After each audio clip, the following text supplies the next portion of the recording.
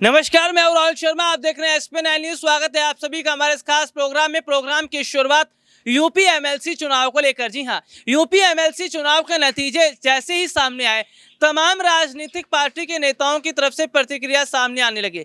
लेकिन इन सब के बीच ये समझिए कि यूपी एमएलसी चुनाव के नतीजों को देखकर अखिलेश यादव ने बड़ा खुलासा किया है। जी हाँ, ये वही अखिलेश यादव है, ये वही समाजवादी पार्टी है जो उत्तर प्रदेश में विधानसभा चुनाव बीजेपी के जीतने पर ईवीएम पर सवाल खड़ा कर रही थी। जी हाँ, यूपी एमएलसी चुनाव में भाजपा की जीत पर, यूपी एमएलसी चुनाव में ठाकुरों की जीत पर क्या कहते हैं अखिलेश यादव, ध्यान से सुनिएगा।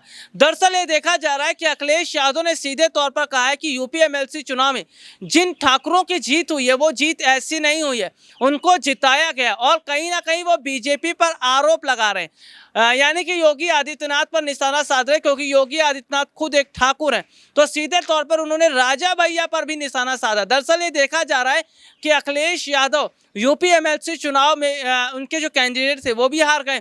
यूपी विधानसभा चुनाव समाजवादी पार्टी हार गई। जिस तरह मौजूदा समय की स्थिति है उसे देखकर ऐसा लग रहा है कि शायद अब अखिलेश यादव जो है वो उत्तर प्रदेश में कहीं ना कहीं लुप्त होते नजर आ रहे हैं। समाजवादी पार्टी अब कहीं ना कहीं धीरे धीरे लुप्त होती नजर आ रही है। हालांकि ईवीएम का मुद्दा उठता रहा है अभी तक, और जिस तरह अखिलेश यादव यूपी एमएलसी चुनाव के नतीजों को मानने से मना कर रहे हैं, वो कह रहे हैं कि उनके कैंडिडेट की इतनी बुरी हार नहीं हो सकती। लेकिन उन्हें यह समझना चाहिए कि जब एक समय में उत्तर प्रदेश के अंदर मुलायम सिंह की सरकार थी तो यूपी के जो एमएलसी चुनाव हुए थे उसमें समाजवादी पार्टी को फायदा मिला था। अखिलेश यादव जब खुद मुख्यमंत्री थे उस समय यूपी एमएलसी चुनाव हुए तो समाजवादी पार्टी जीती। तो ये देखिए इतिहास रहा है कि जिस पार्टी की जो स्थिति है वो मजबूत रहती है, यानी कि जो पार्टी सत्ता में रहती है उत्तर प्रदेश में वो यूपी एमएलसी का चुनाव जीतती है। लेकिन ईवीएम का सवाल क्यों खड़ा हो रहा है, लेकिन धांधली का सवाल क्यों खड़ा हो रहा है, क्यों नहीं अखिलेश यादव को बीजेपी पर भरोसा है? दरअसल समझिएगा, समाजवादी पार्टी शुरू से ये कह रही है कि यूपी विधानसभा चुनाव बीजेपी ने गलत तरीके से जीता है। ईवीएम को लेकर उन्होंने काफी बात कही और चुनाव आयोग साफ तौर पर यह कह चुका है कि ईवीएम में कोई गड़बड़ी नहीं है, क्योंकि चुनाव आयोग ने अपने काम को बेहतर ढंग से किया है। लेकिन सीधे तौर पर ठाकुरों को चुनौती देते हुए अखिलेश यादव और राजा भैया अब आमने सामने हो गए, यानी कि आर पार की लड़ाई दिखती नजर आ रही है। ये वही अखिलेश यादव है, एक समय में उन्होंने जमकर राजा भैया पर निशाना साधा था। जी हाँ, राजा भैया पर जिस तरह उन्होंने निशाना साधा था उसके बाद से ये माना जा रहा था कि राजा भैया और अखिलेश में दुश्मनी शुरू हो सकती है। लेकिन कहीं ना कहीं जिस तरह एक बार फिर अखिलेश यादव राजा भैया को लेकर बात कर रहे, अखिलेश यादव एक बार फिर राजा भैया पर निशाना साध रहे, इसका मतलब है कि राजा भैया भी अब अखिलेश को बख्शने के मूड में नहीं है। कुंडा से निर्दलीय जीते राजा भैया ने ये बता दिया कि कुंडा में उनका कितना बड़ा दबदबा है, उन्होंने बता दिया कि कुंडा में कितनी बड़ी उनकी लोकप्रियता है। दरअसल निर्दलीय चुनाव लड़े फिर भी जीत गए। ये देखा जा रहा है कि समाजवादी पार्टी के जो नेता हैं अखिलेश यादव, उन्होंने अपने फायदे के लिए सबका इस्तेमाल किया, चाहे वो राजा भैया हो, एक समय में मायावती के साथ जुड़े।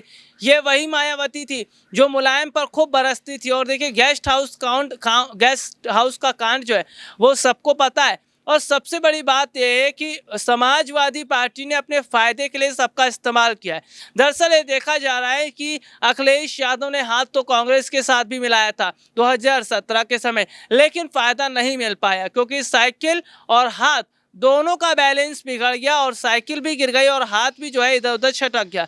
तो ये देखा गया है कि अखिलेश यादव ने अपने फायदे के लिए सबका इस्तेमाल किया, लेकिन कहीं ना कहीं आजम खान का इस्तेमाल करके वो फंस गए, शिवपाल यादव का इस्तेमाल करके वो फंस गए। क्योंकि जिस तरह अखिलेश ये सोच रहे थे कि वो जैसे अभी तक सबका इस्तेमाल करते आए हैं, सब राजनीतिक पार्टियों को अपने साथ लेकर चलते आए हैं, ऐसे ही काम करते रहेंगे। लेकिन आजम खान मुसलमानों के बहुत बड़े चेहरे, उत्तर प्रदेश में मुसलमानों का सबसे बड़ा वोट जो पड़ता है समाजवादी पार्टी को, वो आजम खान के चेहरे पर पड़ता है, आजम खान के तर्ज पर पड़ता है।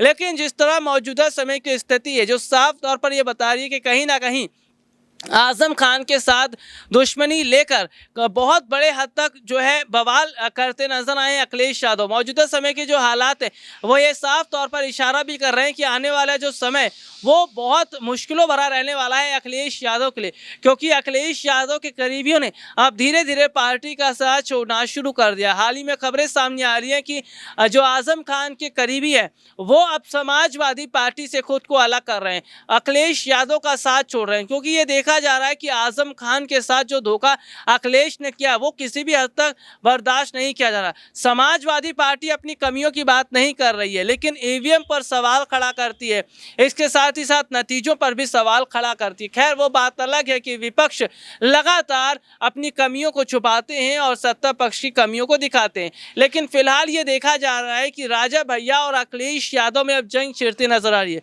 क्योंकि इस बार अखिलेश यादव ने सीधी चुनौती भाई ठाकुरों को दे दी है। और जाहिर सी बात है उत्तर प्रदेश में ठाकुरों में सबसे जो बड़ा नाम आता है वो राजा भैया का ही है, और राजा भैया के दबंगई अखिलेश यादव जानते हैं। राजा भैया ने निर्दलीय चुनाव जीतकर ही बता दिया कुंडा में इतना उनका कितना बड़ा बोलबाला है।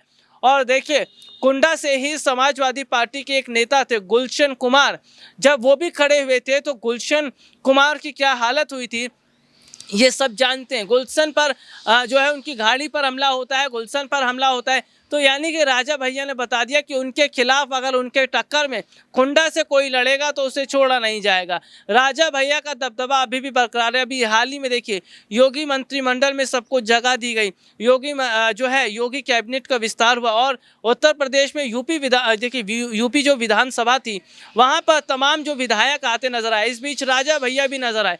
तो राजा भैया ने सीधे तौर पर मुस्कुराते हुए योगी आदित्यनाथ को प्रणाम भी किया था। इसके साथ ही उन्होंने कहा था कि एक बार योगी आदित्यनाथ हम पर भी थोड़ा ध्यान दे ले। तो सीधे तौर पर राजा भैया वो कहीं ना कहीं बीजेपी के साथ जुड़ने का काम कर रहे हैं, और इनडायरेक्टली तरीके से वो बीजेपी को सपोर्ट भी कर रहे हैं, क्योंकि राजा भैया ये जानते हैं कि योगी आदित्यनाथ खुद ठाकुर हैं और उत्तर प्रदेश में रहना है तो जो है शेर से दुश्मनी महंगी पड़ेगी, जंगल में शेर से दुश्मनी महंगी पड़ती है।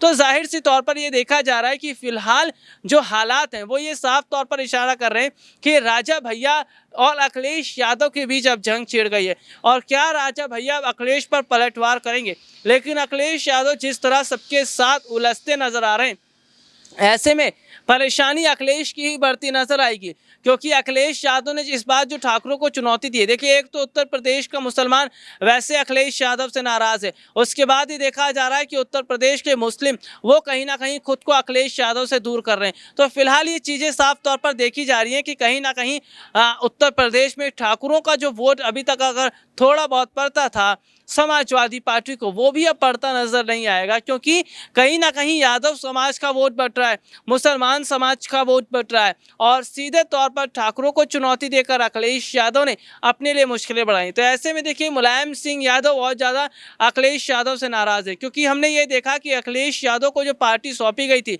वो पार्टी अलग थी, उसकी अलग दबदबा उत्तर प्रदेश में था, लेकिन आज जो पार्टी वो पूरी तरह से खत्म होने की कगार पर है और पार्टी पूरी तरह बर्बाद हो रही है। आज के लिए इतना ही, आपसे फिर दोबारा मुलाकात होगी, तब तक के लिए मुझे इजाजत दीजिए, नमस्कार।